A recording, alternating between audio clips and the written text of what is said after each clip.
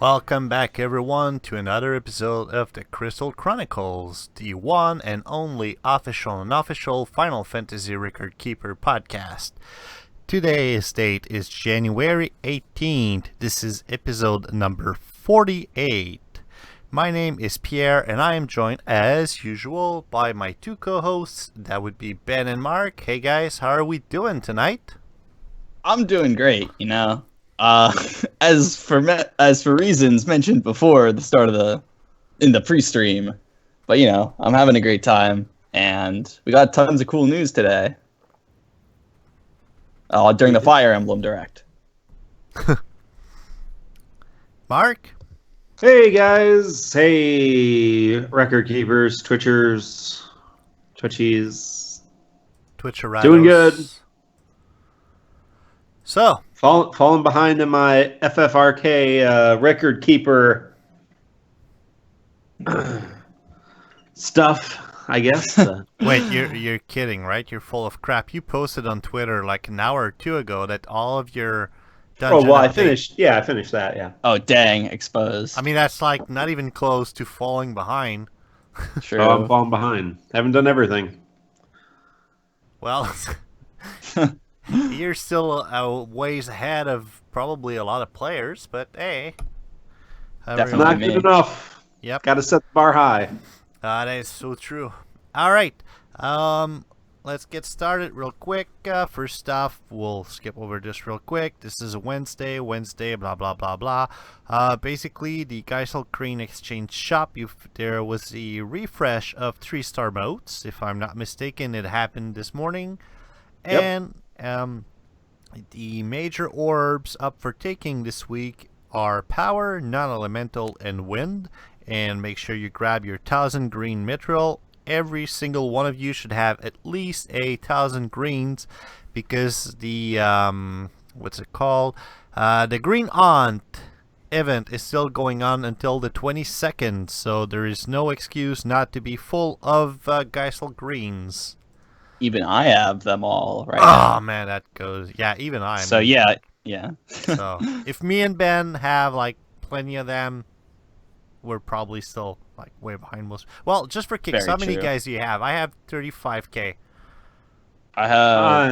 I just bought all the motes. I'm not even sure I need to buy the motes at this point, but I did buy all the motes, and so I am down to, because that's like 25,000 to buy all the motes. I'm down to 68,000. Wow. Yeah. Let's see.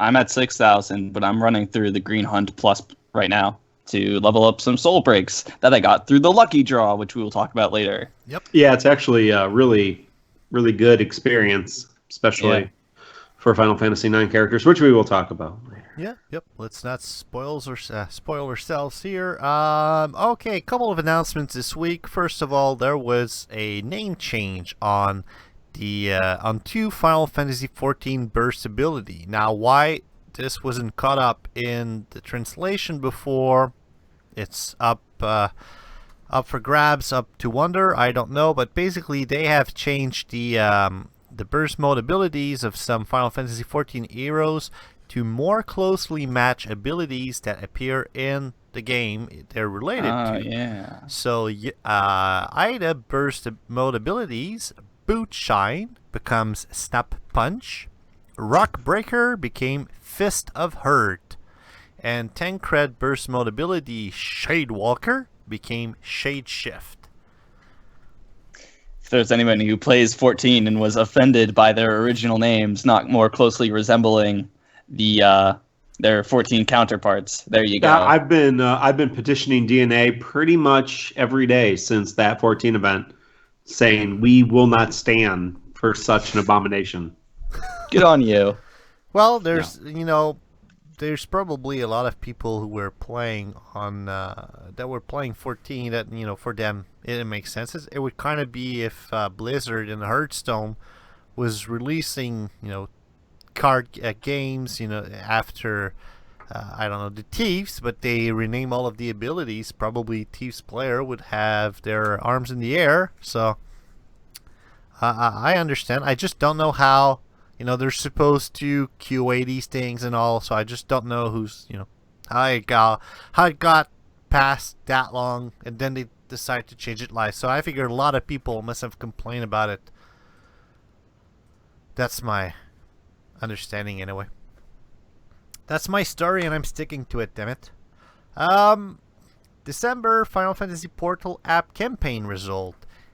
Basically, the 1,350,000 point goal was reached in the December FF Portal app campaign, and the following rewards was sent to all FFRK players on January 12th. There we go. 10 Mythril, woo! 6 major growth eggs, and 1 Rosetta Stone. So basically, you have until February 12th to collect your rewards. So make sure that you log in at least once until that date to get them. It's still, it's 10 Mythril.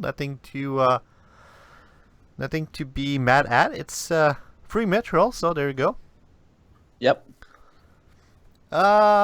We talked about this real quick, or actually not super quick, but we talked about this last week. Just a quick recap. There's a new feature. It's the best new feature. Oh yeah, is what you meant. Oh yeah, #1 feature of 2017. Finally. You know what they do when they release like a movie in January, and it's like say, this year's #1 action movie. Oh no! Yeah. Don't get me started on January movies. Yeah, Triple X. Oh jeez. Do any of you guys watch Red Letter Media? No. Anyway, it's YouTube channel about Hollywood. Wait. What's the YouTube? Oh, I thought you were alluding to congratulations, Pierre, on getting enough subscribers to get accustomed to our That was something. An announcement. We're like segueing all over the place. So Yep. That's and we're awesome. actually usually relying on you to keep us in check, and you're the one going all over the place. Well, at least it's okay. Now back to my non sequitur, which is Red Letter Media is a channel about Hollywood and the cinema industry, and basically a yearly tradition is they release a video called, pardon my French, "Fuck you, it's January," where they go over all the trash that wasn't good enough for the Oscar season that's being dumped on our heads now. And one of the punchlines in their 2017 version is, "Fuck you, it's January" has been extended and renamed to "Fuck you, it's forever." So anyway. I do not agree with that statement. I'd like to respectfully remind you that Logan is coming out on March 3rd. And if I could have already purchased my ticket, I would have done so. So January ends on March 2nd because Logan comes out March 3rd. It's going to be rated 18 plus, right? Oh wow! But I'd better bring my ID to get in. Yeah, Ben, you won't be able to see it. You'll have to get your fake ID. I'm in college. Your mommy, your daddy. I'm back at college. I could get into an 18 movie. So Anyway, there's a new feature. Boys are boys, girls are girls. Girls are boys with girls and boys with dresses and men with dresses. And anyway, there's also some other things. Yeah. Some issues resolved. Moving on. But basically, obvious, all of that is related to a Zidane's OSB that was introduced. So basically, if there's 4 or more female characters, he does a little more damage. So it's not a huge thing, but we'll cover that actually the next section. But in case you didn't know, and that's it. If you want to take a look at who's classified as female, not that it's actually super hard to figure out on yourself, but it's all in the announcement. We won't be wasting your time naming them over. So now there were 2 issues resolved. The first one is related to where the heart lies. There we go, heart.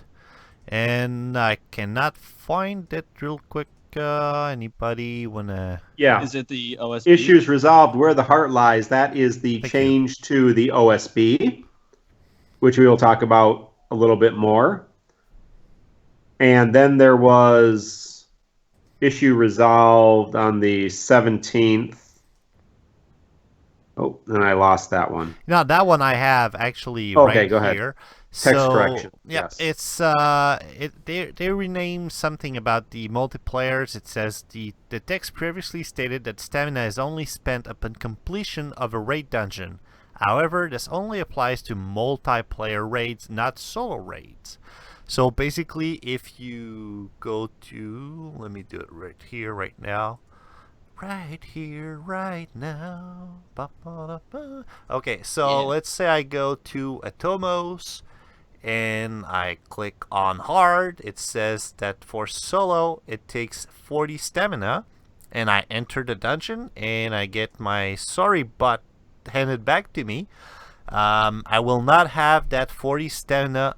Well, it's not actually refunded. It's just that it will be taken when I enter the dungeon, whereas if you do it in multiplayer, the 40 stamina or the 13 stamina, depending on if you're a raid member or leader, will only be taken off your stamina count if you successfully beat the multiplayer dungeon. So it's a different mechanic, which sort of makes sense considering the incredibly high amount of disconnection that occurs all the time. I'm actually curious to know, I would love to have statistics to know if most battle failures come from wiped parties or just people dropping the battle all over. That's interesting. Anyway, I've certainly had more failures due to disconnect than wiped parties. Same thing here. I'm actually got more issues before the freaking battle even started because I got caught in the now loading loop of forever, where I like select an equipment, then I come back and I'm just now loading and nothing ever happens. So you have to kill the application, come back, and then hours of super fun. So this week we had a few announcements. But there were also a couple of controversies. So, since we like to bring you all sides of the same coin, or no, actually, I don't think that's how it goes, but all sides of the issue. Yeah, I was trying to make humor and it failed miserably.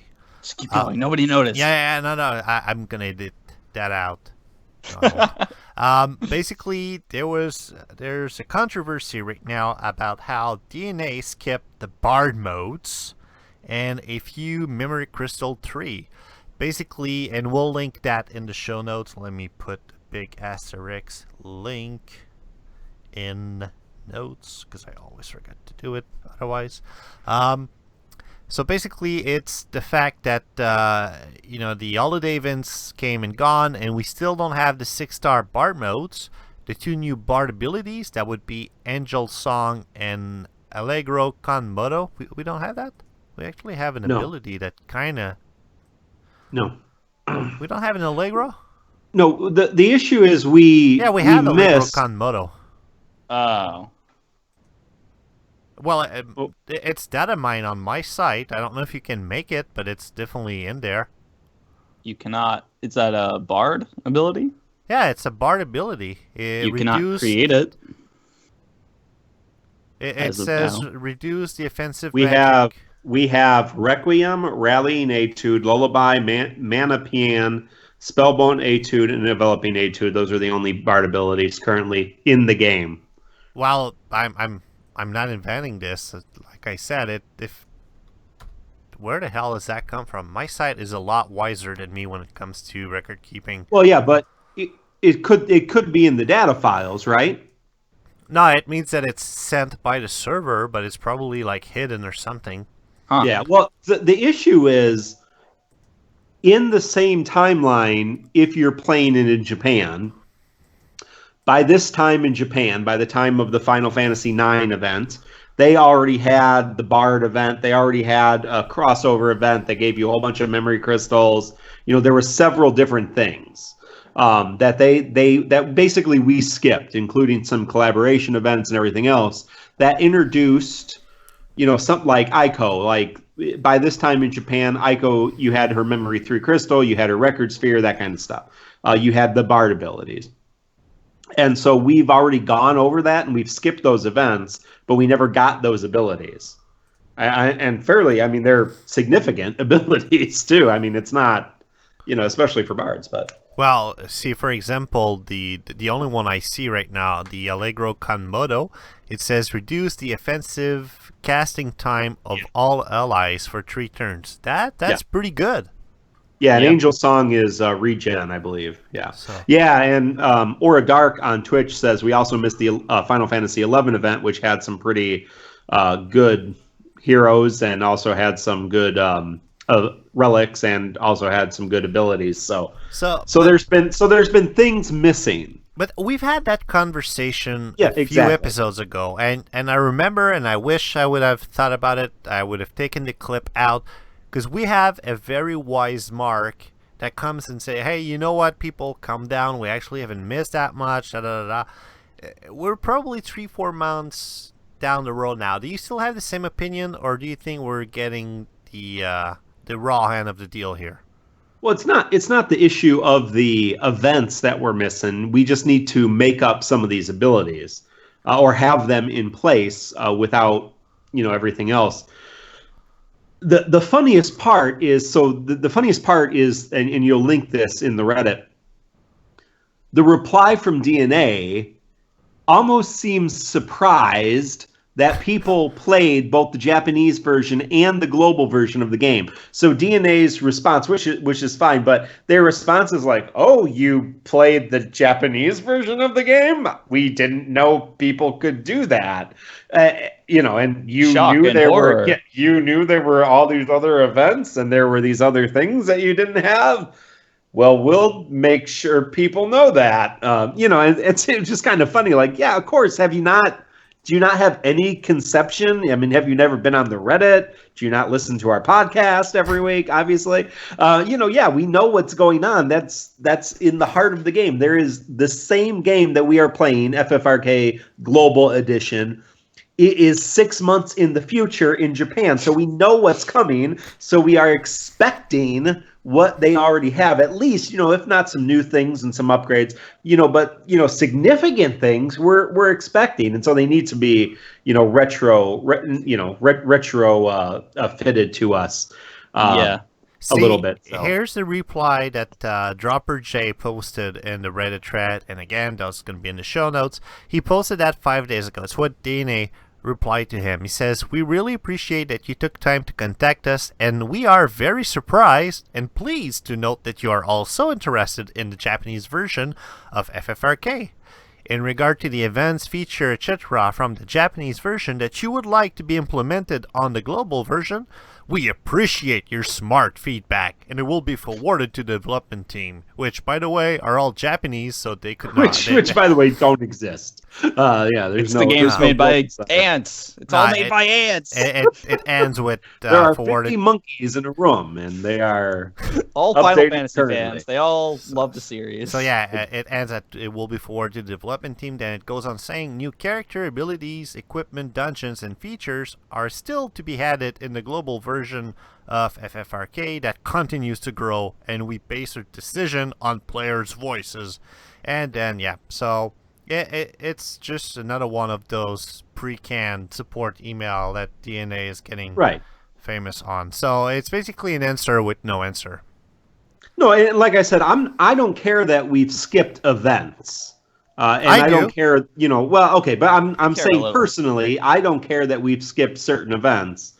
But when we are missing content in terms of long-term record spheres, memory crystal 3s, motes, abilities, significant things, then there needs to be some way to implement them if you're going to be skipping events.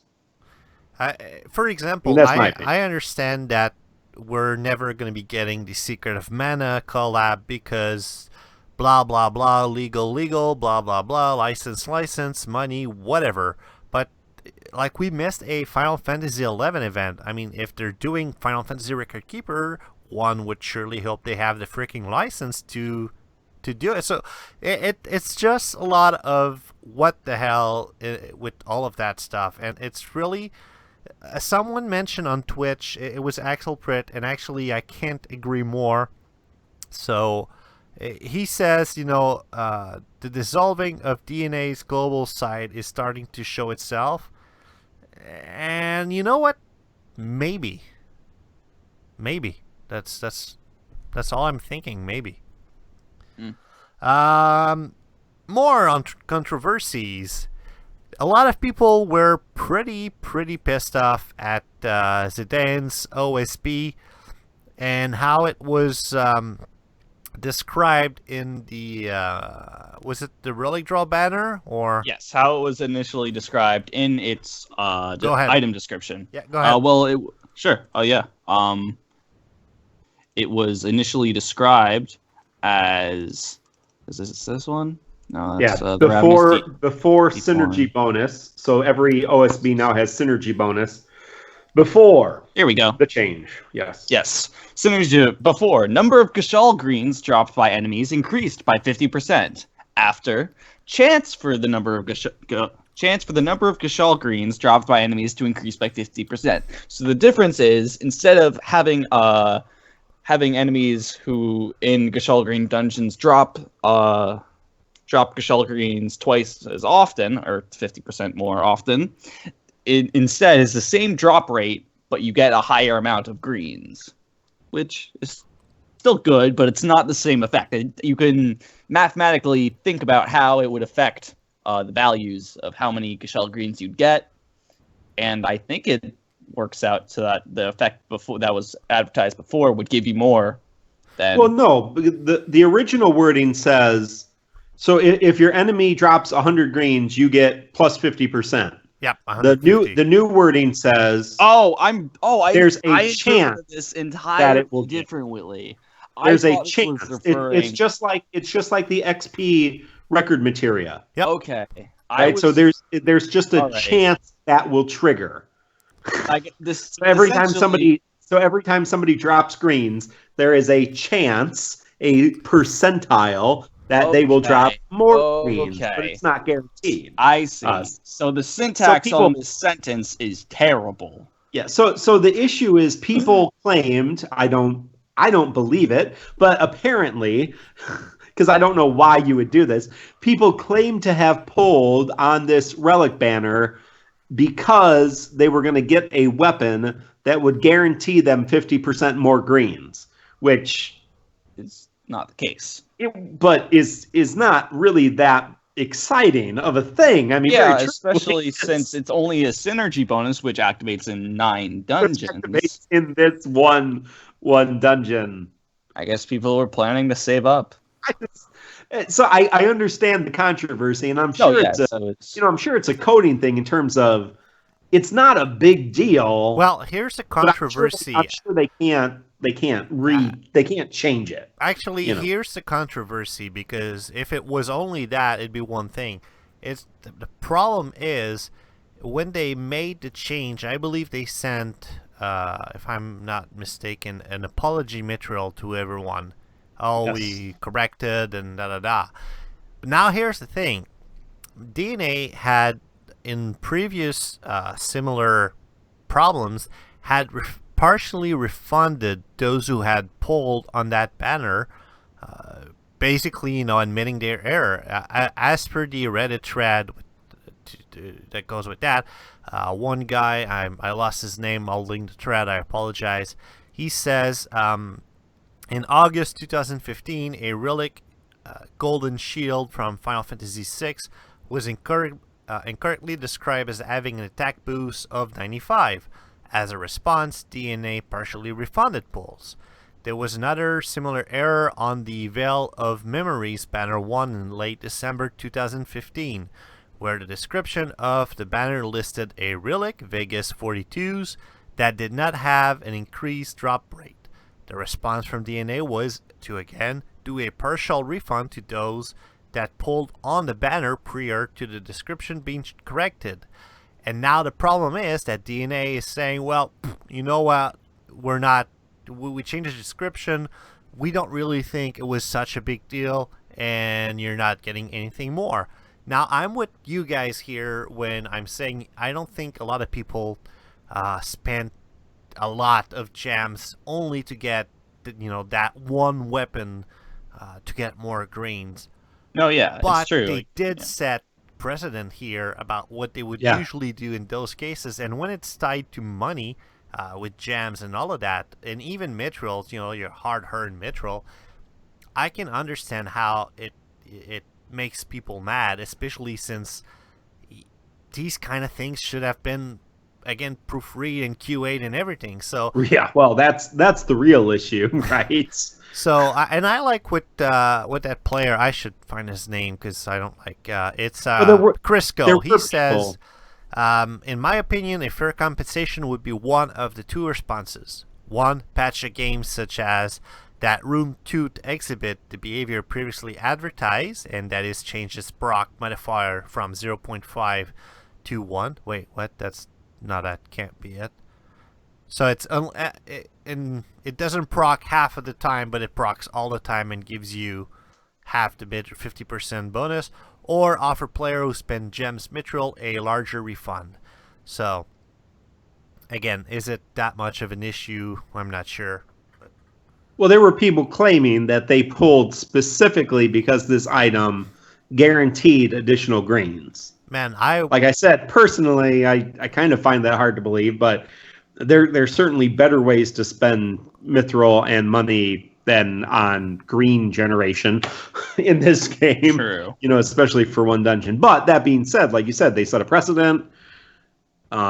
You certainly can understand why they couldn't change the code, or maybe they don't have people that can do that. How they're set up right now, but it would be dead easy for them to do it based on what I've seen on presentations they made on SlideShare and everything about their infrastructure.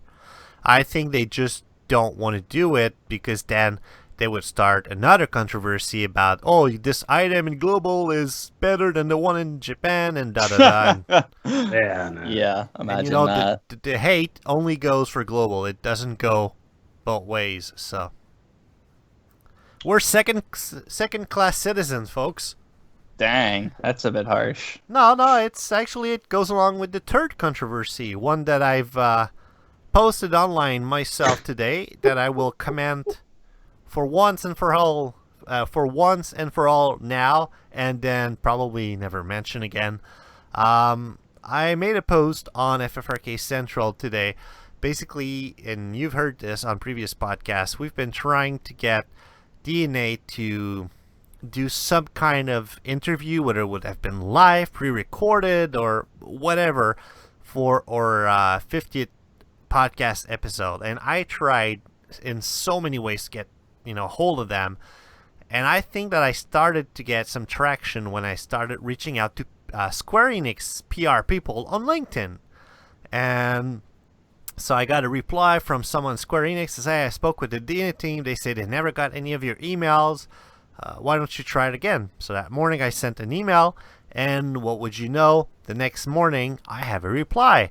And it says, hello, we would like to express our sincere gratitude for your interest in Final Fantasy Record Keeper, as well as for your active effort to enliven the FFRK community.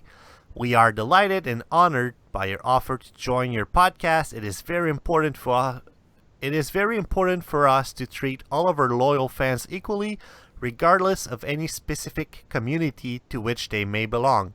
So it is important that we avoid favoring one community over others. Therefore, we are sad to inform you that we must respectfully decline your kind offer to participate in your podcast.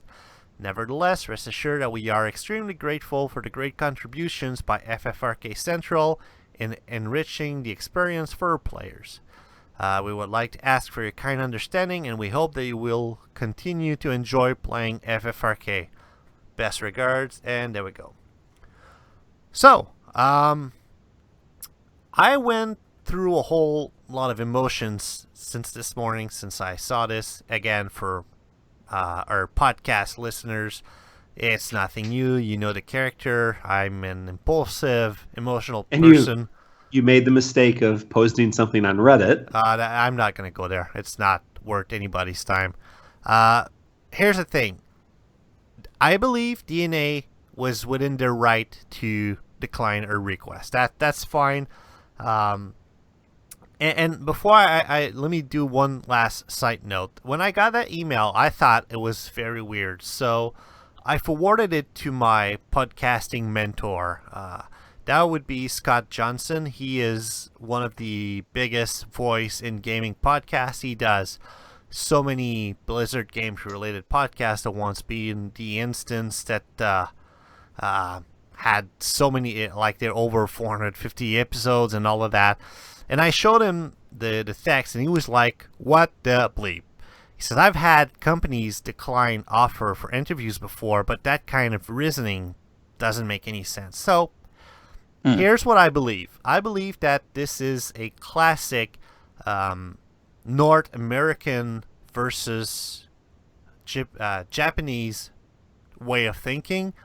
I thought they would be happy to have a great way to promote their game, especially since all the flack they've been getting with the recent closure of their Western office.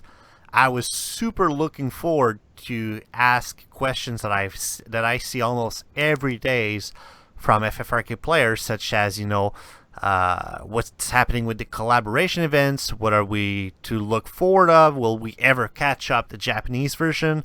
And so many, it was not supposed to be something where we would have made DeNA look bad in any shape or form. That doesn't make any sense. We love the game. That's the reason why we're doing this.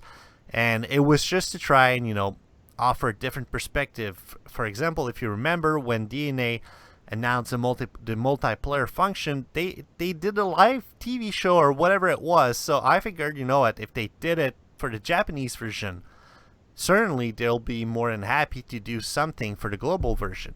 So I won't go as far as to say what I've said earlier, that we're second-class citizens. But you know what, DeNA? Stay on your island, have fun within yourselves. We'll celebrate our 50th anniversary with your fans, with your players. They're a lot more coolers than you guys are. And from that point on, you do your thing, we'll do ours, and it's fine. We understand. So we won't be calling upon you anymore, and just do whatever, and that's fine. That's totally within your right. So there we go. That was beginning, ending, and moving on. Thank you. Thank you very much. Dungeon update number 28.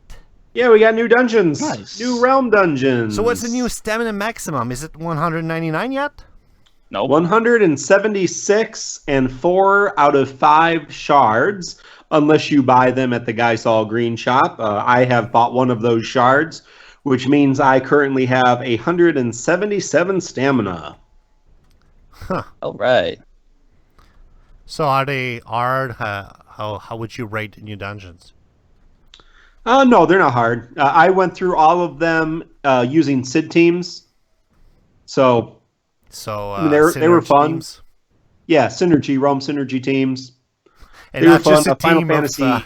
Final Fantasy 7 and Final Fantasy Sid. 4 Sid. No, I just brought all Sids. Nice. I ran through all of them with Sids. Even Sids we don't have yet. I just imported them. I broke my phone and so I hacked in some extra Sids. I have L Sid and other Sids that aren't even in the game in Japan. It's really great. Sydney Final Fantasy 50, yeah. Sydney, yeah. Final Fantasy 8, 9, 14, and Tactics are the realms that you're in. Not real tricky, nothing really out of the ordinary fights we've all had in events if you've been playing a while. We do get a couple newbies. We get the Warriors. Finally, the Warriors Memory Crystal 1. Nice. So Warrior is finally level 65 if you so desire. And Summoner's Memory Crystal 2 and their record materials to go with that. 16 Mythril if you complete all the dungeons. That's the main reason you want to do it, of course. And some good times and down memory lane as we go through events. Getting near the end of Final Fantasy X. I have no conception of Final Fantasy 14 or Tactics. So do you think? I don't know about the Japan version. Once you beat the final boss in 10, do you think we're going to move on to 10-2 dungeons? Yeah, I don't know. Maybe. I don't know. Derek, That'd be we're calling upon you to answer this question from the future. And I don't know. In Japan, I think they have had some final bosses. nice. So- I'm waiting for Zeromus. That's going to be the best one. Oxford For brings a the- good point in Twitch. He says Warrior doesn't have a farmable recurrent materia. It's just the one you get from breaking him. So don't bother putting him in your recurrent materia forming team. Yes, I wasn't concerned about anybody using Warrior. So, And if anyone is wondering about the amazing record materia that you can get from Warrior, it is the coveted tier 1 sword damage upgrade. I know, we've been Yes. looking forward to it for a long time, but it's Finally. finally here. So the Finally. only I'm looking at the newly restyled record materia profile page on FFRK Central right now. Looks awesome, by the way. Thank you. I did that out of frustration because I couldn't easily find which record materials I was missing on certain realms because their freaking page is unscrollable. The only character that does not have any record materia and probably any memory crystal at this point is the Knight. oh, poor Knight. So Poor sad. Where is the level- love? Poor level 50 Knight. Poor core classes, man. Someday you'll get record materia. Maybe Memory if I get crystal. bored with this game, I'll do some core class Yeah, good luck challenges. with that. Torment dungeons. Lots of good core class runs in Torment dungeons. Really? No. Probably. I've But not seen because any. really, those videos, and I've said this before, but the videos that I see every now and then of people owning dungeons with their core classes, the amount of respect I have for these people is beyond the very limited set of English words that I have. But seriously, it's awesome that they go through all of that effort with these. Right. And you Crappy. pretty much Yeah. have to have Tyro. And, Yeah. and Well, yeah. both He Sentinel carries the whole Grimoire team. and his BSB, so to do a lot of that stuff. But So yep. and there's that's also the dungeon a update. lucky relic draw. That there is, and boy, have tons of people been lucky on this one. Actually, That's for real, and we've all pulled on that yesterday. Couldn't wait for the podcast couldn't wait for tonight. today. Sorry everybody, but So what did you How guys did get? let's go. why would we pull in the podcast? Mark, you go first. I got Renoa's OSB. Excuse me, OSB. Oh yeah, that's all. I like- all you got. Yep. Still good. Pierre, what'd you get? I'm scrolling. 1 sec. I Actually, wouldn't say good, too but good. It's a Let's 6-star. right here. yeah. Okay. Got a lot of those. I got Thrown up. Freya's Burst, Dragon's Crest, and I got Ida's Burst, Kaiser Knuckles. Nice. So I pretty got- decent. That's pretty good for 25 Mythril. I got myself Agrius's Burst Soul Break and Beatrix's Burst Soul Break, which are pretty identical. But I mean, hey, Yeah. Holy Sword Burst Soul Breaks are pretty nice.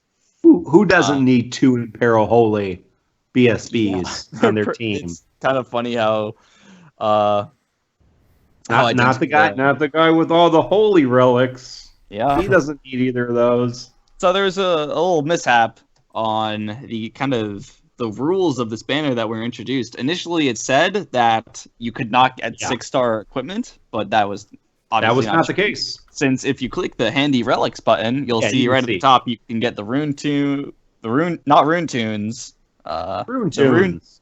Rune to from Tune Tune? RuneScape. Rune That's what they tunes have from in Final RuneScape. Fantasy 15. That's how they listen to their music. Rune tunes. It's good. They're fun. The Rune Tooth punishment for Squall and the Twin Viper for Renoa. Yeah, if people don't know, when you go to because it's not real specific. It says Realm Dungeon Lucky Relic Draw. All 5-star drops are Soul Break relics Yeah, for doesn't have like a etc. slideshow. You actually have to go to the little. It's on the kind of middle right, and it says relics, and it actually shows you which relics are up for grabs in terms of a heightened percentage. So. So you can see all the 5-star and 6-star relics that are available, and they are all, I believe, Super Soul Break, Burst Soul Break, or OSB. So Holy crap, I was playing on the FFRK Central Relic Draw simulator.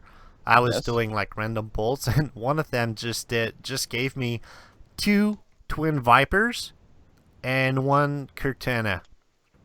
Nice. I would have totally taken that. Same. But so yeah, that's the relic. That's the lucky relic draw. And sorry, Axel Print. Axel Print only got before Super Soul Break out of this. Before we get into the event, there was some talk yesterday on Slack. I don't know. It started between me, Derek, and some other people about how I am not too good on my Mythril management. And if you remember, before General Leo was introduced, I was saving my Mythril, and it was a whole thing about when Pierre is gonna crack, and we restarted that challenge, and this time there's a new set of rules. I will be putting a page on FFRK Central where my my Mythril count will be automatically updated every night, and all of my polls will be logged and everything. So just for now, I started the challenge yesterday. I had 66 Mythril. I did the dungeon update, so I lost 25. I am back at this very moment at 44. And really quick, the rules are that I am not allowed to make any polls on banners until, what was it? Derek, I'm trying to find. Okay, until the next Horbfest or whatever, the next special banners. But here are the rules that were decided by the community that took part of that discussion. I am allowed to do the 100 gem polls per banner. Obviously, I can only do one. I am allowed to do the half price polls as long as I only do one, and it's usually limited to one. And that's it. So I cannot pull on anything else. I cannot spare any Mythril on anything else. And again, I will be posting this on... I will make a special page for it, so if you want to leave a comment on that page when it's up, probably tomorrow or Friday, and take a guess on when I will crack and spend of my Mythril, you will be more than welcome to do it. And I will make a quick minute update on each podcast as we go through. So that's Pierre's Mythril challenge. And actually, the goal is under the fest, but the real goal is if I can make it to the next Final Fantasy VI banner where Leo gets his burst soul break. So that is what I'm aiming for. It's 6 months worth of saving There Mythril. you go. Can I do it? No, but good Hey. luck. Who knows? All right. Wow, we've spent 45 minutes on non-event stuff. On nothing. We have gone And through welcome to probably the like show. 5 No, lines hey. of the podcast. No. That line. No, we're moving through it. All right. Here we are. Interesting, Ben. fascinating things. Ben, Mark, take it away. Yeah? Take the microphone from me. I beg you, please. Final Fantasy Okay. IX, Where the Heart Lies. Sure, Go ahead. I can cover up to the Ultimate Plus, I'll and be I will back be doing in half that. a second, but I will not disappear. Please go ahead. Sure thing. You got it. Right, just don't So- close your eyes. So we have a new. So I where could the heart blow my lies. nose on the mic, but I will mute it and go like Woohoo. further for a few seconds. So it's respect. Go. Thank you. So we have a new accessory that we could have gotten on for the New Year event, but we chose to go with Locke's bandana. It is Zidane's earring, attack plus 15 and moderate wind resistance. Finally, 5 wind resistance items. Nice. So we have 2 new abilities with this event. One is the 5-star spell blade, Blazing Twin Strike, which is much like the Blazing Thunder Strike of the 13 event. 2 fairly powerful fire attacks. And the other new ability is Dash and Slash. Isn't that? No, that's Yes. that's the name of Chrono Cross. What's his name? Surge. That's the name of Surge's first attack in the game. Dash and Slash. Dash and slash. Yes. I'm Yeah. pretty sure there's no connection. But No. Dash and Slash is 2 wind physical attacks to 1 enemy. Yeah, I've been using it on my Imperil Wind Final Fantasy IX team. Nice. And it deals more damage if the user has a dagger equipped, which, sorry for Zidane, because he's a beast that uses, whose strongest equipment is swords. That really Womp sucks. At least you could use it on Riku. Oh, wait, she's water element based and uses fist weapons. So, who can use this well? Thank you. Axel Point reminds me that Surge's dash and slash is a white element attack, not a green. So anyway, there are no new characters in this event. No new record wardrobe materials. However, we do have. Why would we have Ico's Record Sphere or Memory Crystal 3? Why would we want that? I don't know. Oh well. So moving on through this event, we get to the ultimate dungeons immediately, and I love the ultimate battle for this, the Creatures of Terra, because this is the sequence in the game where Zidane is utterly depressed and defeated. And you hear probably one of the best songs in the entire PS1 trilogy, probably tied with The Man with the Machine Gun, which is You're Not Alone. I've played this song so much in Theater Rhythm. Great song. It's like the build up. Well, it's a great scene. The whole scene is just. Oh yeah, and if you're not doing this battle with an all party of 9 characters, I don't know what to tell you. You're a fool. You're a fool. And we pity the fool. We do. You have to have Zidane, Ico, Vivi, Amaranth, Freya, Amaranth. Then if only you could swap them out, because for the first fight, so you got to fight 3 powerful monsters in this ultimate battle: Amdusias, Abaddon, and Shell Dragon. Amdusias, which is the unicorn crazy thing. Amdusias fights with bio, so it might behoove you to bring poison resistance, poison element resistance, and maybe poison status resistance, if that you're a fan of that. And it also counters with Horn, so make sure to set up Protectica and Shelga in the first part of the fight. Moving on to Abaddon. Abaddon has ranged wind attacks, so maybe you want to bring resistance to wind. And then you move on to the Shell Dragon, who uses earth elemental attacks, such as Earthshake. So whichever element resistance you bring. He also has an attack that does damage proportional to your HP, so KO resistant accessories are good as well. Yes, and Amadusis and Abaddon are both weak to wind. And a little tip for this fight, because it drags on, you're facing 3 pretty powerful enemies. You might want to set Shelga and Protectica back up. I forgot to, and I would have gotten owned if not for Flames of Rebirth. So, yep, and... Yeah, I'm looking at my team. I brought Zidane, Freya, Quina, Garnet, and Ico. So...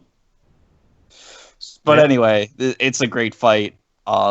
Crank that music up, because You're Not Alone is just like pure, the highest quality taste. Anyway, that's the furthest I got. I got owned by the next fight, the Royal Blades, Steiner and Beatrix. I got owned by... Yes, Steiner and Beatrix are not one after another. They are together, and that means they're pretty difficult.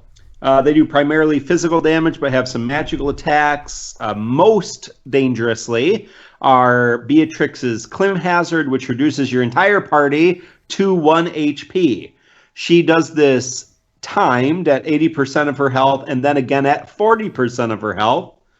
And if you leave Steiner alive, there's a good chance you're going to get hit by Clim Hazard, and then another AoE attack from Steiner, and you will be total party killed and then have to retry it. So, best to take Steiner out first, not with AoE damage, but with single target spells and abilities, so that you are making sure Beatrix does not fall under 80% of her health and cast Clim Hazard. And then take down Beatrix. Now, Sid Rain's BSB is the MVP of this. Yeah, I've seen Sid Rain's BSB been mentioned on Twitter all week. So what? I probably you missed it last week when we talked about it. Yeah, goldfish memory, but it's not for me. For listeners who might have missed course. it, could you please go over that BSB again and why it's so superb? No, well, first of all, it's a buff BSB, so much like Onion Knight, it gives a buff to more than one stat, and I believe Sid Rain's is magic and defense, which means it stacks with things like Onion Knight. But it's just a lot of damage. It does a lot of dark damage. It can do more dark damage if you have Doom. I mean, it's just a really good BSB overall. Particularly in this battle, it does dark damage. So if you use it as a roaming warrior, you can put it on your mages, and they can just tear through with dark damage, which is nice. So, yeah, and it's a power chain, the first command. So you can just go one after another without the delay. So, I mean, that's basically all you're doing is you're just casting his BSB on your mages and just tearing through them with his BSB command, the first BSB command. Wow. So yeah, that's definitely the best choice to do that on is Kuja, of course, especially if you have. I have Kuja's regular unique soul break, which grants him attached dark. So I hit that first, and then I used Sid Rain's BSB, and so he had empower dark, and then he had his BSB action. So he was doing 40,000 damage, just one after another, after another, after another. You can also cast Doom on him. You know, you can use Memento Mori or Kuja's 99 or Record Materia 3 or 4, whatever they are. The 99 level Record Materia starts the game with Dark. So it will do more damage if you have Dark, or have Doom, has more damage if you have Doom. And so Kuja's final Record Materia has start the battle with Doom. Wow. So that's if you want to burn through it. That's the way to do it. Roaming Warrior, Sid Rain's BSB. This is the Sid mission, and again, I told you what I brought. I think pretty much the same team. I have an Imperil win team for Final Fantasy IX. The way it's but I did a completely different team for this. I didn't use my Imperil win team because I used Kuja. So I had Beatrix, Kuja, Quina, Garnet, and Aiko. I have Aiko's BSB. I have Garnet's Divine Guardian, which is haste, resistance up, regen. I have all of Quina's abilities. I'm not sure which one I used for this. Maybe the Shell and Protect ability.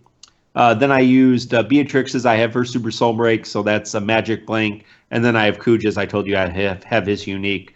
So I just used that to start, and then I just burned through him. I mean, it was pretty tough, but you have to be careful because if you go too fast, you're gonna die because she has those two, lower you and then she can hit you and die with your 1 HP. So you have to make sure you're timing it right, and that will be especially important as you come to Zidane, the ultimate ++ thief on the win. And I have some nice things to say about Zidane.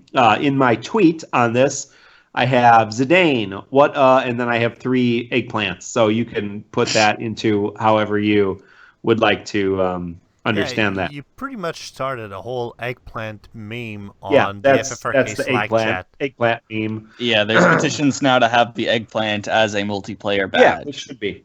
So Zidane starts with 3 steals. So it's basically a steal time. He slows your character, grants haste on himself. He does that 3 times in a row. So you can actually hit and run if you want to, because all he's going to do is slow and then haste himself for 3 turns. He's not doing any damage. Later, that turns into Mug, which also does damage, but the first 3 actions are always he's going to slow one of your characters, grant haste on himself, slow another one, grant haste on himself, slow another one, grant haste on yourself. Unfortunately, he follows that up with a lot more annoying AoE attacks. At 80% of his health, he uses Shift Break, which inflicts slow and sap. You're seeing maybe a theme here. And at 50% of his health, he uses the ranged AoE attack Stellar Circle 5, just like his BSB. Zidane has a low defense and resistance and HP, but if you cut through him too quickly, you're going to take both Shift Break and Stellar Circle 5, and you probably will not survive, and you'll face a total party kill again.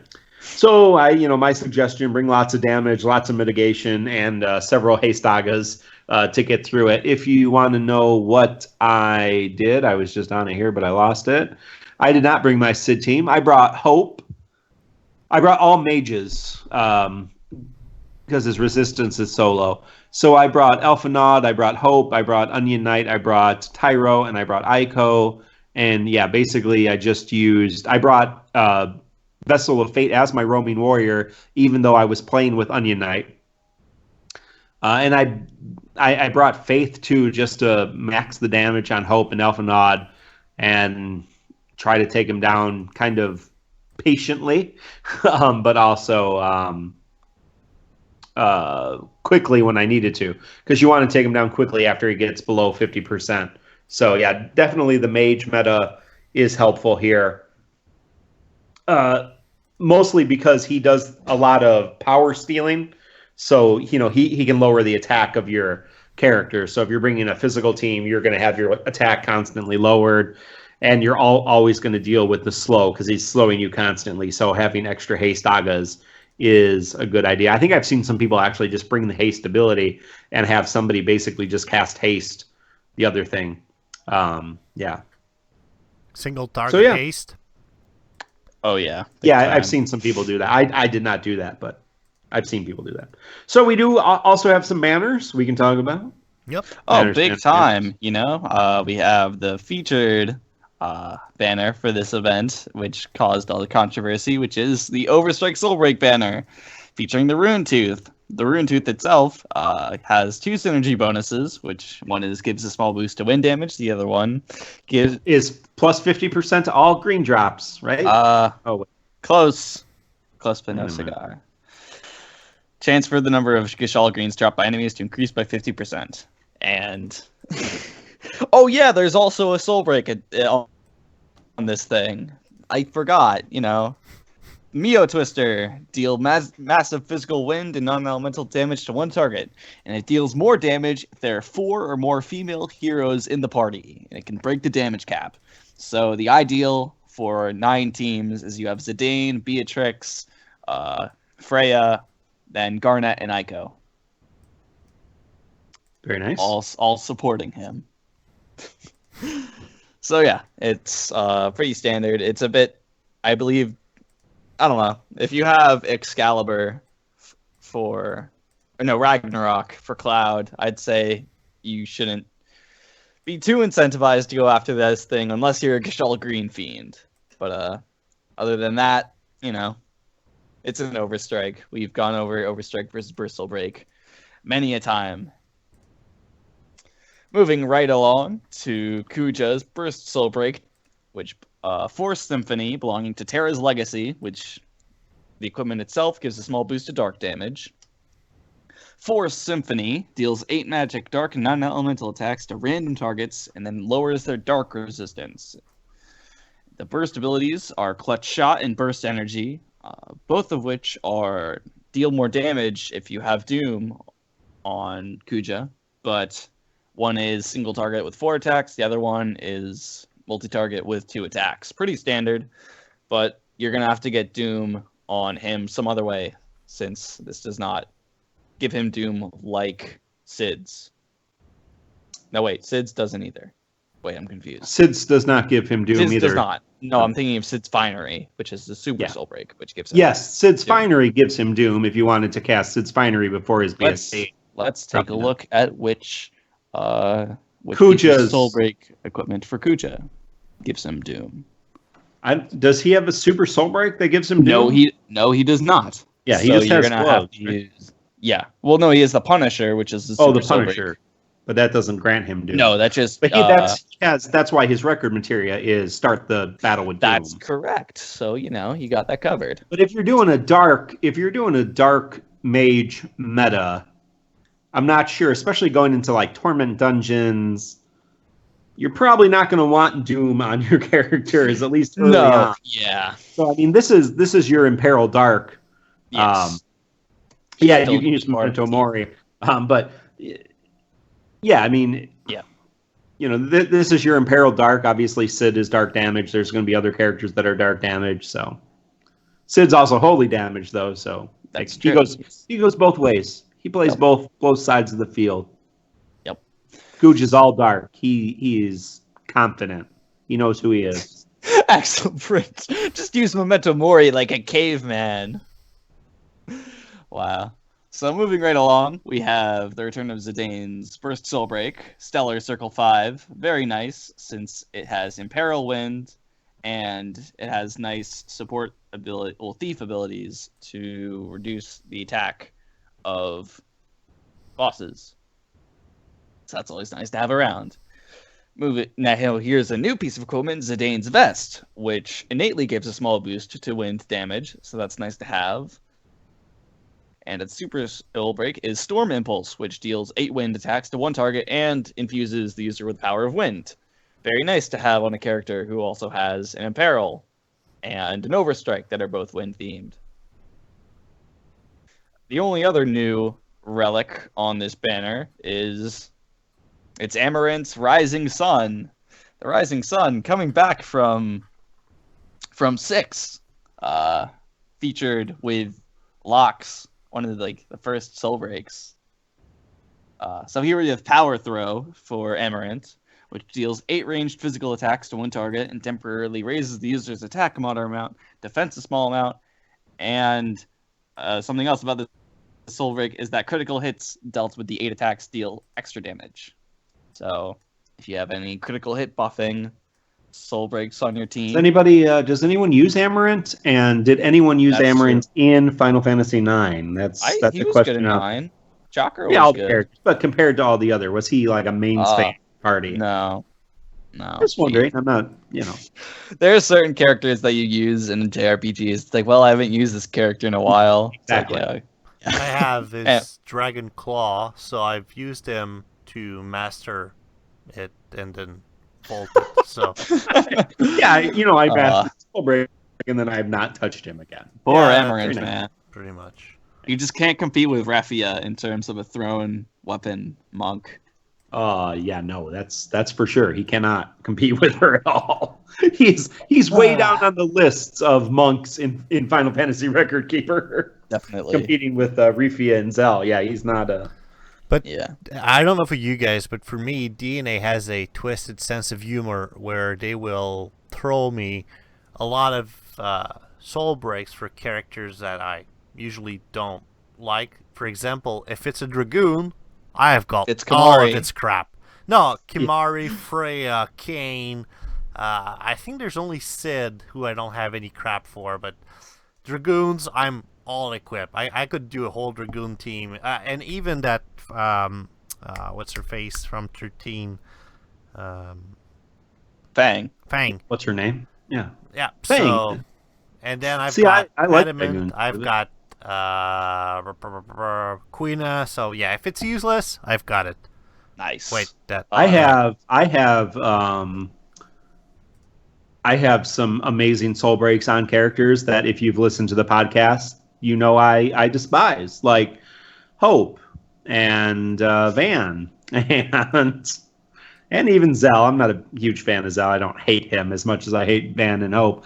But yeah, it's never going to be as worse as poor Trinity, that no matter how hard she tries to have Quistis relics, never have any Quistis relics. It's sad. Let's take a moment of silence. No, let's not. Let's round out the banner with a couple more returning relics, one of which is Beatrix's Seiken Shock, which unfortunately does not reduce enemies' HP to 1. That would be really great. That'd be really helpful. Yeah, I just for any fight, just 1 HP. Yes. Well, it's kind of like those abilities that you have in a normal game that does that, and then it never work on any bosses anyway. Yeah. So. Yeah. But yeah, Seiken Shock's pretty good since it has Magic Blink. Anyway, now we move on to one of the best Heisagas, one of my favorites, which is Divine Guardian, You too. One of my favorite animations in this game. Oh yeah, major regen, haste dogga, and big time resistance boost. It was a moderate amount, but still pretty noticeable. And probably my favorite cutscene. I think I've said that before in Final Fantasy IX.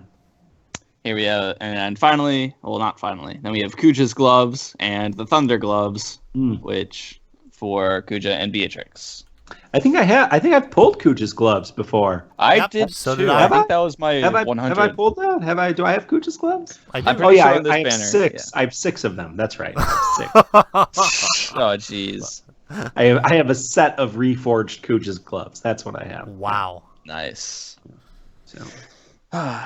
So that moving right along to the second banner, which features not too many new relics, just 3, but pretty good. We have Steiner's Burst Soul Break on the Enhancer, which is way better than Terra's Enhancer. This Enhancer gains a synergy bonus of small boost fire damage. It's not just overstrikes. That synergy bonus. Terra's Enhancer does max damage all the time against fire weak bosses.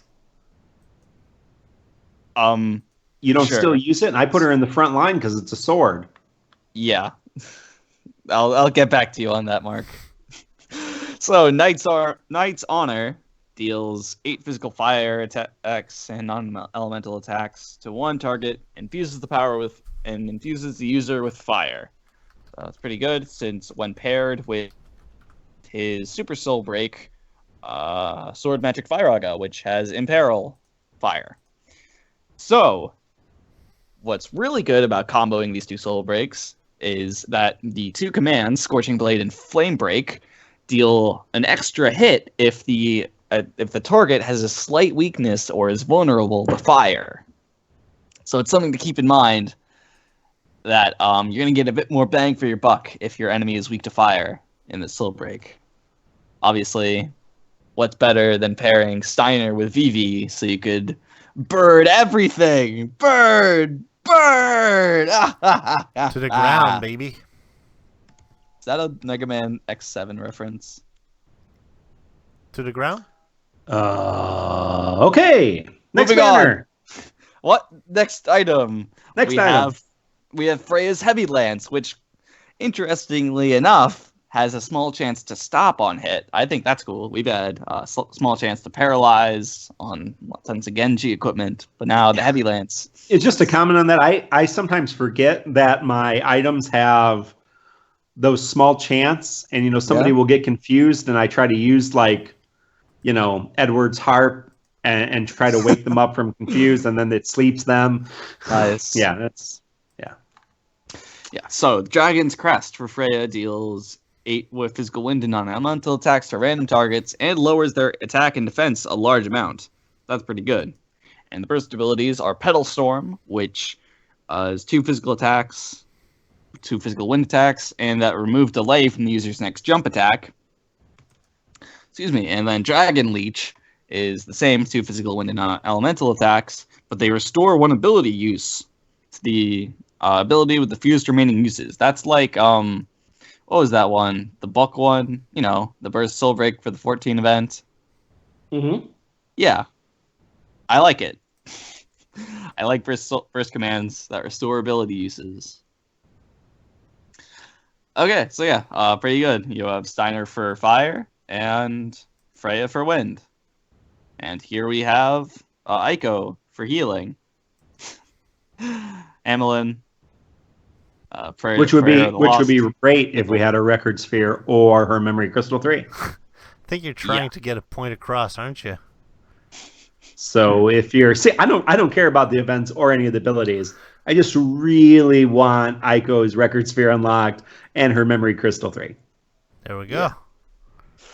All right, so that's Hamelin, which is old. Now, the only other new piece of equipment on this banner is the Royal Gown for Garnet, which has a synergy bonus of adding a small boost to lightning damage, which is pretty nice when using her burst soul break, and having Ramu rain down judgment. The Super Soul Break is Enveloping Warmth, which gives a a moderate boost of magic to all allies, and then gives kind of stocks HP up to 3,000. That's pretty good. It's not technically a Medica, since it doesn't heal, but it does heal a flat amount of 3,000, which is still pretty good. Yep. And it's especially good to use at the start of the fight, since on mage teams. So yeah, that's it for new ones. We have 10 armor, which I went before, is Imperil Fire. 6 dragons, which is Infuse Wind. Golden Hairpin. Hey, if you need a piece of equipment that adds a small boost to water damage, the only one in global so far, you might want to pull on this. I already have it. But more important than using Frog Drop is putting it on your roaming warrior Titus to get maximum. I love my Frog Drop. I love it. And Ribbit. Yes, Ribbit indeed. And the Kuja's gloves and the Thunder gloves to round out the banner. Overall, I'm gonna be honest, I'm not too impressed with these 2 banners. You're not? Nope, me neither. Aside from Mio Twister and the Rune Tooth's effects, which people went crazy over, I mean, there's really not that much that makes it stand out. Aside from maybe Divine Guardian on the first banner, and Hamelin's pretty good on the second banner. It's just more of the same that we've seen. Like, yeah, exactly. Mark posts in chat that Ico's versus Silbriggs is one of the best, and it is in terms of and healing. You know what would That's be why even better? Yeah. If they had a record sphere and memory. That is so true, Pierre. I never thought about that. Thanks. Was really great. Hey, DeNA, if you're listening, guys, could you just break that record sphere and maybe give us a Memory Crystal 3? So if you're not doing anything else, consider that, because I'd really like a 99 level healer to go through these Torment dungeons with. Or yep. Don't you have like 10,000 MC3s stocked up doing nothing? Yeah, I have 99 level healers. I just don't have any BSB healers. Ah, okay. I have Rosa stocked and ready to go at level 99, but it's not the same without a BSB. Sorry, Ben. Didn't mean to. Feel sad. I got Arc too. I should probably break Arc because I have this Super Zone break. Arc's pretty good. So my recommendation for these banners is pull on the Lucky Draw. And if you didn't get anything good in a 9 banner, maybe pull on it. But I don't know. And you've got plenty of Mythril to spare. That's true. These banners didn't wow me like the 13 ones did. Sorry to say. The event is almost over. Just collect your loss and move on. Unless you're really trying to get the Imperil to go with your Sid Raines team. So yes, but probably not the best option either. I'm pretty happy just getting out of this 9 event with Kuja's gloves, since I needed more 9 armor, and with Beatrix's versus Soulbreak. That's all I needed. Yeah, me too. All for Mythril. Oh, I never got that. Okay. That's right.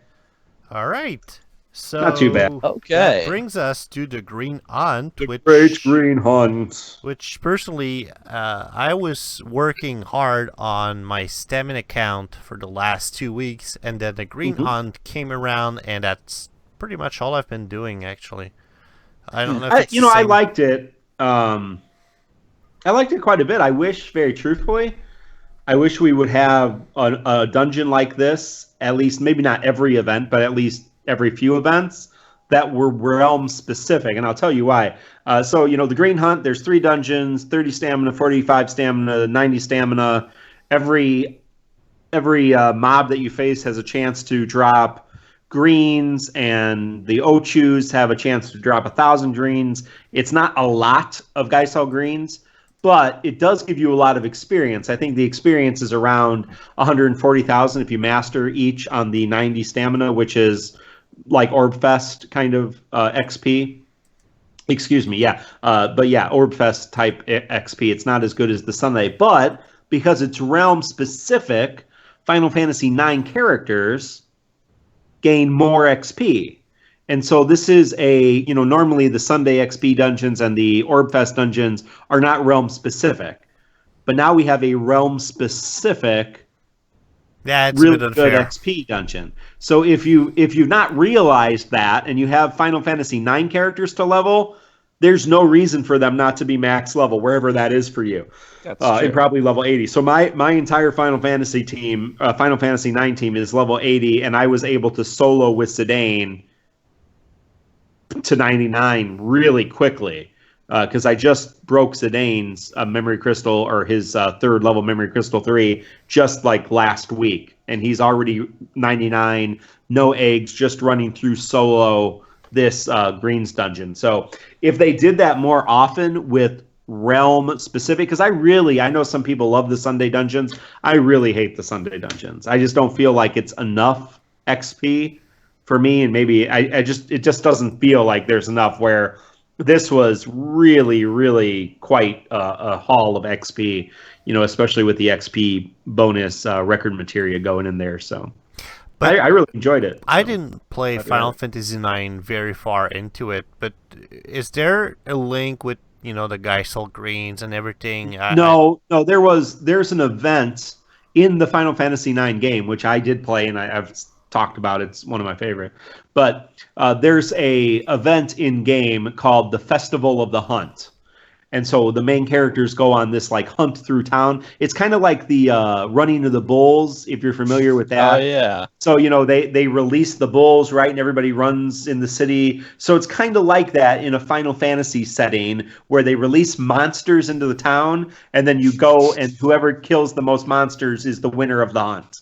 But they release them like in town. So it's not like go out into the forest and kill. No, it's like, we've kept a whole bunch of monsters and here they are. Go get them. And it's a timed kind of mini game, I guess, in the game. So you have to do it, but it's a little different. So you run through town and just Zidane, that's all you have.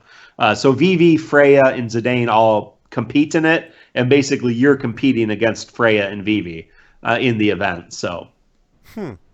But it's a lot of fun in the game, and so that's what I would assume that is the connection. The Festival of the Hunt. I think the music's the same too. That's the music that we used for the opening of the show.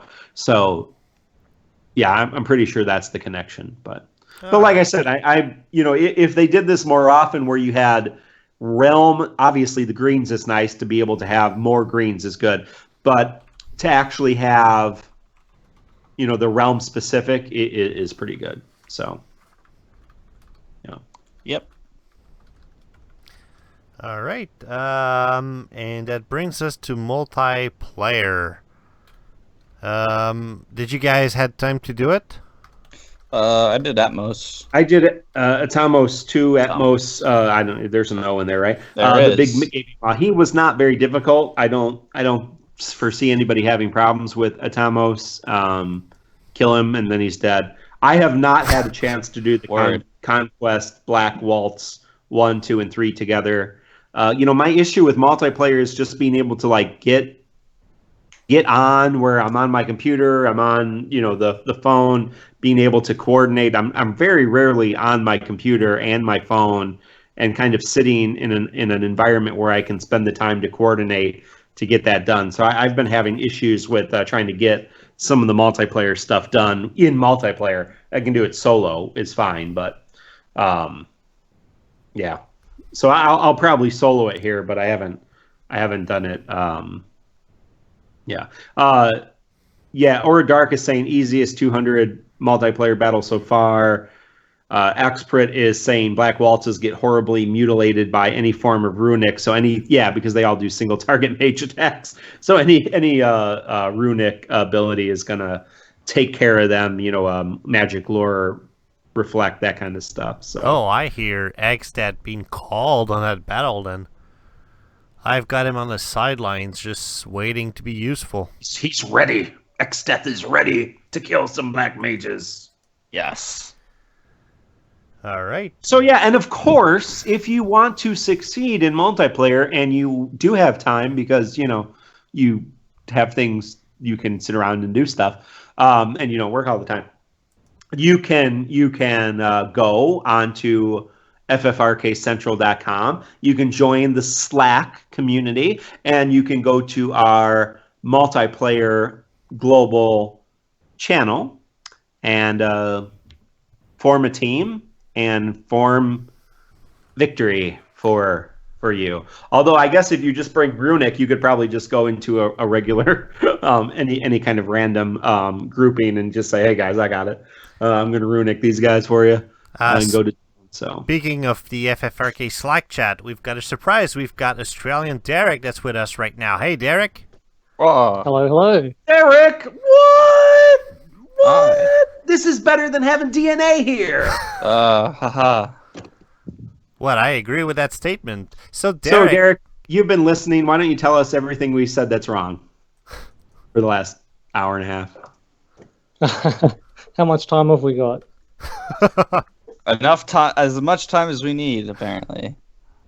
But Derek, multiplayer battles. I think you have a little bit more than we brought on the table about Atomos and Blackwalls. Any quick thing you want to mention? Not really. I think Atomos is fairly straightforward. It's a bit of KO resist will do it, and everything else just bring Alpha Node for waltzes. Easy. All right. So let's. Isn't that really strategy for most battles though? Bring Alpha Node. I mean, very truthfully. Yeah, I think that's everything. That's everything. But I'm pretty sure he was hitting 999 all the way across with Torment. So just go for it.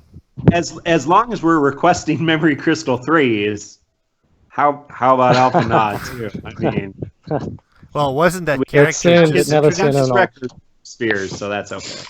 Yeah. Torment battle, the Ravenous Deep. Have you guys had a chance to beat it? I tried it. I got up to him, but didn't have any luck. You got all the water soul breaks. I wasn't really trying, That's the only excuse I can give. I know Derek's beaten this, and so he can talk about it. You know what my issue with the Torment dungeons have been, and I did the other one, but I haven't done the Final Fantasy X. When you go into a really difficult Ultimate Plus, Ultimate Plus Plus, Ultimate, all that kind of stuff. It's just one boss, so you can fail several times and redo your strategy and come back. And it just takes a few minutes. With this, you're spending 10, 15 minutes just to get to the boss. And if you suck it up, you've spent like half an hour on one battle. And, and so my problem is I've not just had the time to really devote to, I got a few hours to really take this on, or, to really research it before I go in. So I know what I'm doing. I think that's the other thing you really need to do. Because you don't want to get to the boss and then just completely implode. You kind of need to know what you're doing. So, yeah, it's definitely not something you want to start when your battery's not charged up and you're away from a charger. It's it's not going to end well. So just clearing the trash alone, is that time consuming? Yeah, definitely. Depending on your strategy and your equipment, like Mark said, you can take up to 10 minutes if you're going really slow. But if you outgear it and you play aggressively with your bursts, you get there a little bit more quickly. Wow. Yeah. Yeah, the trash is not trash. It's particularly the 250. That's where it really drags out. They have so much HP. And sometimes you hit where you're facing like 5 enemies in each wave, and we're not talking about 5,000 HP. We're talking 20,000 HP. So yeah, you can really get messed up if you're not paying attention. Wow, that's crazy. I'm not at the level to even consider trying these Torment dungeons yet. However, it does bring a question: will they be bringing back the pigs one and everything, or is it like the normal challenge events? Once it's gone forever? Yeah, so just to clarify on this, because it has come up a couple of times, it seems for some reason, I don't understand, but they're following the Japanese schedule to the letter so far. So what happened in Japan was the Final Fantasy V Torment was actually advertised as a beta test. It wasn't an official launch. So they tried it out, they shut it down. And then the next one that came out, Final Fantasy X, did not have the Final Fantasy V Torment recurring. And then the next one after that, which I think was 7, from then onwards, they were all there, including Final Fantasy V. So I'm not sure why Global has dropped it for Final Fantasy X. Just a lazy copy-paste, I guess. But yeah, do expect that they'll come back again in the future, definitely. Okay, that's great news. So what's the... once you get to the boss, what strategy do you need to have? What do you need to have honed in quantity enough to survive at that point? Mark, I'll let you have a bit of a talk about this. Yeah, because I've done so good on this. Well, he is weak to water, so you do have that going for you. You know, he does both, or I think he focuses on physical. So, you know, bringing the physical mitigation, Protetka, full break, power breakdown is definitely ideal. Obviously, the much more you can stack mitigation, the better. At least for these first two, the mage meta seems to be a lot more useful than physical meta, which makes me sad because I have a lot of physical, high level physical soul breaks and burst soul breaks. But you know, especially for the 250, the mage meta seems to be much better. So if you have the kind of god tier mage relics like Elfinod and Maria and Sid Reigns and Onion Knight and all that kind of stuff, you're going to be in a lot better shape.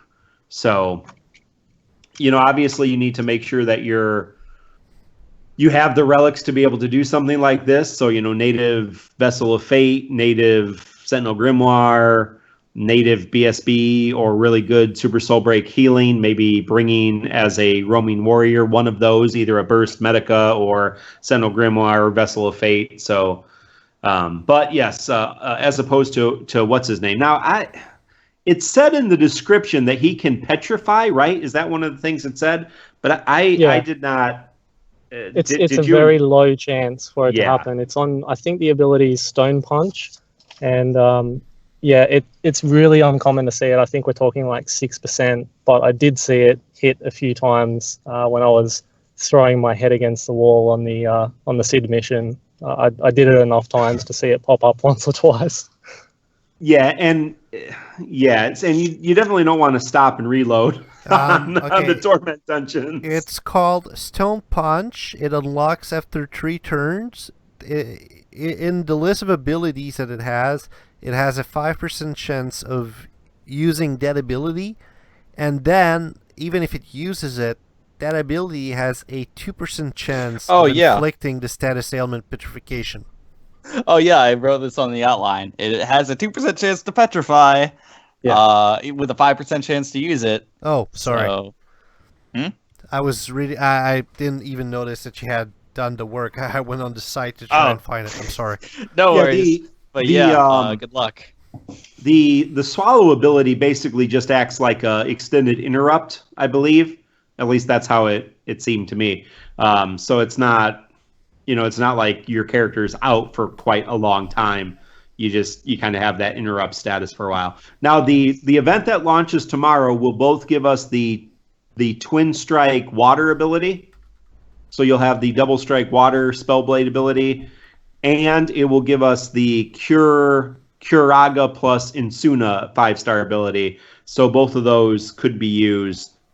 Oh, that's good. If you're having trouble, if you want to hone those up. Although, like I said, I think the mages do a little bit better in these Torment dungeons, it seems, early on. Even though we don't have, the Twin Water Strike, or the Twin Chain Wadarga, or whatever that would be called. And we just have the regular water spell and the water scroll, I guess. And we do have Leviathan, who would double crack water too as well. So obviously any water BSBs or, I don't think we have any mages that have water elemental damage as a BSB, but your normal mages, if you can stack that magic abilities, geez, you do quite a bit of damage. So, and I think that's what Derek did. That's exactly what I did. And that's probably one of the points that I would make is, sometimes for these, you really need to look at the elemental profile of the boss, and these early ones are quite generous in that they have a weakness. The later ones will actually resist most elements, which really pushes you one way. But for these guys, it's easy to put your blinkers on with the water weakness, but it may actually be easier to just bring your A-team regardless of what element they actually do. I bought my mages, and Maria did the most for me. Probably the only other tip I'd give for the fight is with the swallow and regurgitate mechanic. So I believe that regurgitate is actually a fixed HP attack. So you can negate that with KO resist accessories. They work pretty well and cut down a lot of damage. And I believe it's also an NAT type attack. So I think magic blink and physical blink will both work to dodge that if you need a little bit more help. Okay. Let's Very good. see. Regurgitate. I'm trying to find it real quick. Give me 1 second. Yeah, regurgitate seems to do 50 or 30%. Is that possible? Does that make sense? Yeah. Yeah, so it's a so flat it's a fee. Proportional attack to your HP There you go. or gravity attack. Moving on. Let's see. I think we're already at the point of discussion, so we'll try and skim that real quick because we're dragging on a bit. Yeah. Question of the week: what game mechanics from the Final Fantasy series would you like to see in FFRK that currently are not in? And the example that was provided was Guardian Force. Attach summon ability to character for bonuses. What were the general answer, Mark? Well, that was my answer, obviously, because that's what I put in the thing. We had people talked about kind of an expanded record sphere And useful or record grid. We had people say, what's the thing from Final Fantasy 12? Gambits. For auto, would be awesome. So for auto battling instead That'd be of a big attacking, help in being Torment. able to do different things with your auto attacking. That'd be a big help in Torment dungeons. Yeah, there was a whole bunch of stuff on the Crystal Chronicles here. Let me just pull it to up. expand real quick on my idea. I know the record spheres are already exist and everything. Actually, I've got the right term. Yep, record sphere.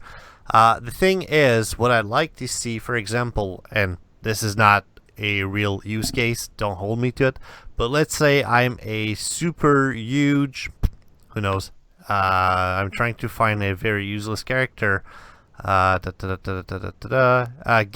hey, beaver guy, let's say I'm a super huge guy fan, or gal, and realize they're both totally useless. I would love to have some kind of, and it might be like super, not crunch, that's not the word I'm looking for, but super, doing it over and over and over. I hate when I'm searching for my words. In MMOs, RPGs, when you're doing the same thing over. Grinding? Repetitive grinding, grinding. a super grindy process, but I'd like to be able to get them to use other, even if it's not canon, even if it doesn't make sense, I'd like to be able to give them other characteristics and actually make them able to join my teams and everything. So again, that was an example, but that's what I'd love to see, because at that point they have so many characters, but only such a small subset of them are really playable in the end game. So that was a little bit of my Schwarzkopf says swappable jobs. Marley Frost said gambits. Threats said a system where you can bring your characters, they can go on a quest and maybe get motes or unlock spheres. Elkspritz said the auto battle commands.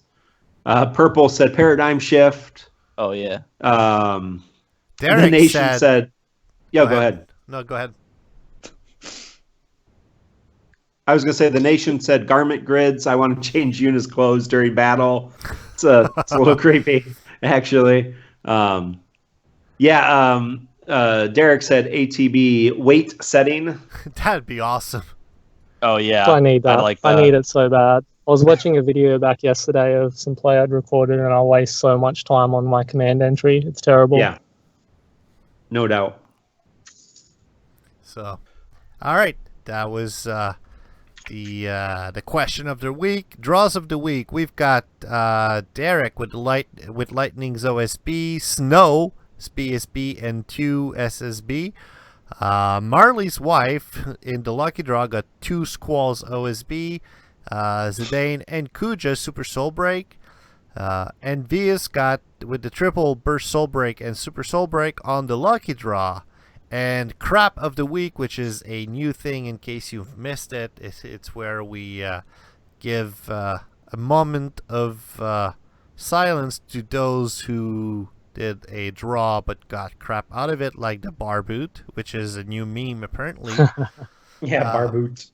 The Trinity did I think it was during the lucky draw, and she got only Steiner's BSB. That's it. So that was her draw. Moving on. I'm sorry at this point. I'm trying to catch on just a bit quickly so that we wrap this under 2 hours. Mobile news. Ben, I'm going to leave that one for you because this is something you've been looking for. I mean, not me particularly, but if you've been playing Brave Exvius and saw a Twitter moment a couple days ago, you'll know that everybody's favorite entertainer, Ariana Grande, is having a unit be put into Final Fantasy Brave Exvius, designed, I guess, as a costume in one of her shows, one of her concerts. But the character is a black mage and a bard type character, and her abilities have finally been released. I believe the pull, like the banner kind of, since in Brave Exvius you pull units instead of equipment. The banner featuring, I think she's actually in an event. She's in an event. Her abilities have been revealed, and she has thunder and bio magic, as well as songs that give plus 60% attack and one that gives plus 60% magic.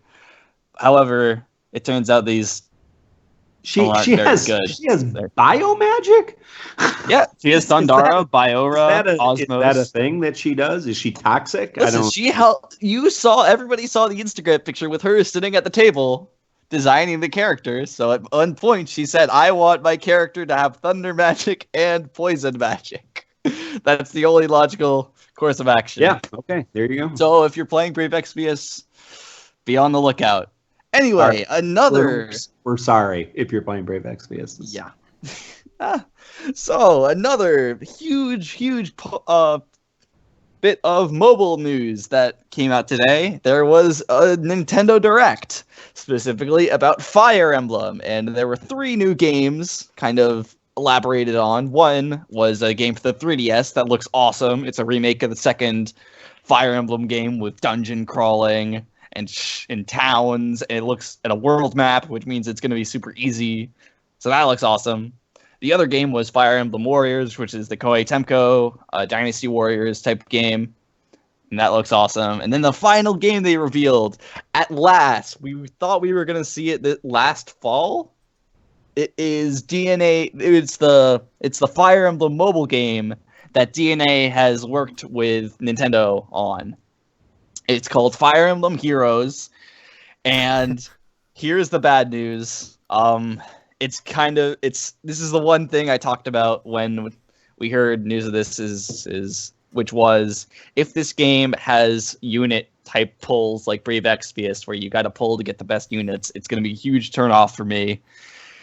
That's what it is. Unfortunately, they couldn't make it so that units are gained through events as easily as in Record Keeper, and that all the gameplay is based around the units you draw through Gachapon.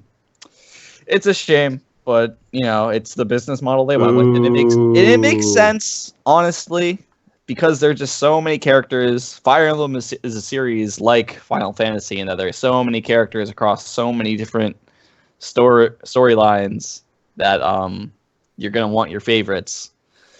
So yeah, the gameplay looks pretty similar. However, another thing about the gameplay is that the map size is identical between every single fight. It's just variations in terrain, which is, I wish they would have bigger maps, because those are my favorite types of battles. But they have to account for everybody's hardware, because this is being released both on Android and iOS devices. You can pre-reg right now, and I believe the release date was something like February 8th. So, pretty soon. But be on the lookout for that. I'm going to give it a try. Even though I said it'd be a huge turnoff if you have to gachapon pull units, I'm going to give it a fair shot, just like I did with Exvius. And who knows, maybe I'll end up really liking it and starting my own website and starting my own podcast and having my own Slack check all about Fire Emblem Heroes. Wouldn't that be grand? There you go. Then I can send emails to DeNA asking for representatives. Come on my show! That's not what I sound like. Hey. But before we branched out to mobile news, I should have been intelligent enough to see the point after that and maybe switch them, because we had one more record keeper point. Oh, and we have the future itself on the line with us. So Derek, why don't you give us the news from the future from your own pretty mouth? Yeah, okay. We'll try and go through this quickly. The full post is up on FFRK Central already if you want to go and check it out in more detail. But let's just jump into the JP Week in Review. So we had a pretty big week with introduction of 3 new full throttle dungeons. That's probably the main talking point, and we can come back to those mechanics in a little bit. One of those showed up in the new Final Fantasy VI event, which was launched this week, Iron Will, Iron Fist. We had no new characters, no new abilities.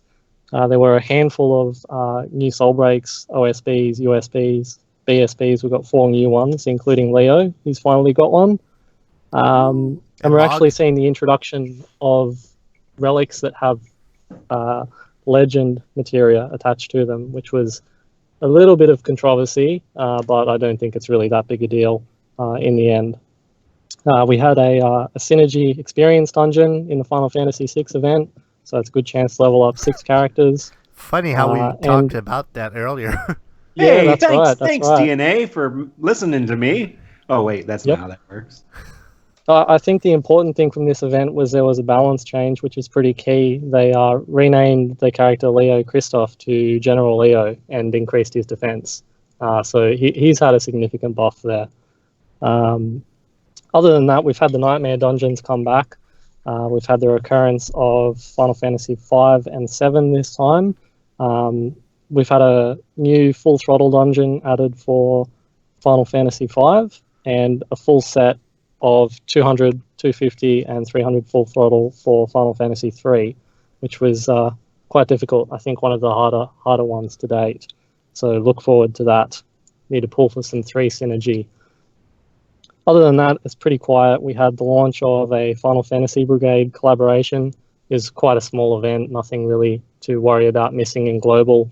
We had a Lucky Banner added, which was seen for characters that have Legend Sphere access already. It was a pretty big, wide pool, but still heavily curated. Some characters only got really old relics on there, so you really need to have a look at what's there before you pull on it. It is a little bit trappy. Other than that, the other talking point, which I noted here, was DeNA have gone back to their old joke of sending all of the players one apology Mythril. The multiplayer version of Nemesis 300 was beaten by a number of teams, and it was an unintended feature of the battle. It was clearly broken, so they've sent an apology Mythril to everybody. That's pretty much it for this week. They sent that because it was supposed to be unbeatable, or because it was broken? Yeah, well, they clearly state that Nemesis he's supposed to be the one that transcends all. And as it turns out, there have been players that have transcended Nemesis. So Nice. They broke the fight, everyone gets a Mythril. Hooray! That's funny. It's getting to be a bit of a tired joke, but I mean, free Mythril, it's all good. It's all good. All right, and last point on our outline, the very good Mobius Minute. No. Oh boy, let's No, hear about it. there's a new, we're talking, I think this is maybe a good question for next week, a good discussion question.